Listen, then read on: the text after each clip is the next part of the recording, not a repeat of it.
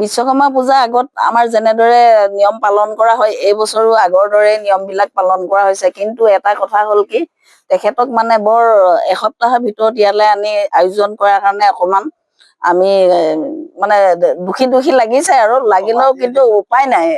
এনেদৰে পাতি ৰাইজ আহিব, ৰাইজৰ সহযোগত ইমান আগবাঢ়িছে আৰু সন্ধ্যালৈকে আগবাঢ়িব বুলি আমি আশা ৰাখিছো।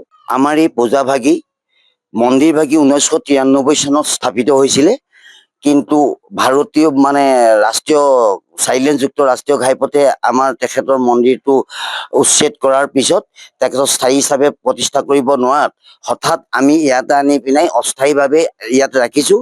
কিন্তু পূজাভাগী পৰম্পৰা নিয়ম অনুসৰি আমি পূজাভাগীটো কৰিবলগীয়া হয়। গতিকে হিন্দু সনাতন ধৰ্ম অনুসৰি আমি নিয়ম এটা পালন কৰিছোঁ আৰু ৰাইজৰ যথেষ্ট সহযোগ।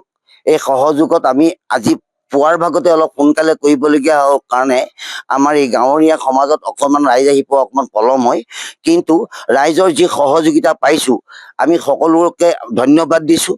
আৰু আপোনালোকৰ সংবাদ মাধ্যমে আজিৰ এই অনুষ্ঠানটো যে ৰাইজৰ মাজলৈ আগবঢ়াই দিছে তাৰ কাৰণে মই সংবাদ মাধ্যম হিচাপে আপোনাক দুইজনকে মই ধন্যবাদ জ্ঞাপন কৰিছোঁ। বিশ্বকৰ্মা পূজা আগত আমাৰ যেনেদৰে নিয়ম পালন কৰা হয় এই বছৰো আগৰ দৰে নিয়মবিলাক পালন কৰা হৈছে, কিন্তু এটা কথা হ'ল কি তেখেতক মানে বৰ এসপ্তাহৰ ভিতৰত ইয়ালৈ আনি আয়োজন কৰাৰ কাৰণে অকমান আমি মানে দুখী দুখী লাগিছে আৰু লাগিলেও কিন্তু উপায় নাই। এনেদৰে পাতি ৰাইজ আহিব, ৰাইজৰ সহযোগত ইমান আগবাঢ়িছে আৰু সন্ধ্যালৈকে আগবাঢ়িব বুলি আমি আশা ৰাখিছো।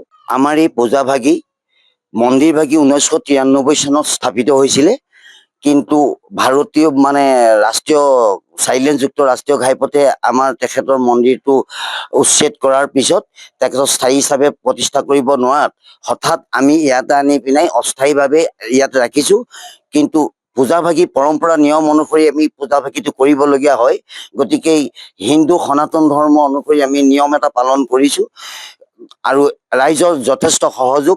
এই সহযোগত আমি আজি পুৱাৰ ভাগতে অলপ সোনকালে কৰিবলগীয়া কাৰণে আমাৰ এই গাঁৱৰীয়া সমাজত অকণমান ৰাইজ আহি পোৱা অকণমান পলম হয়, কিন্তু ৰাইজৰ যি সহযোগিতা পাইছোঁ আমি সকলোকে ধন্যবাদ দিছোঁ। আৰু আপোনালোকৰ সংবাদ মাধ্যমে আজিৰ এই অনুষ্ঠানটো যে ৰাইজৰ মাজলৈ আগবঢ়াই দিছে তাৰ কাৰণে মই সংবাদ মাধ্যম হিচাপে আপোনাক দুইজনকে মই ধন্যবাদ জ্ঞাপন কৰিছোঁ। যিকোনো খবৰৰ বাবে যোগাযোগ কৰক 7099017330 লগতে 7099017110 নম্বৰত।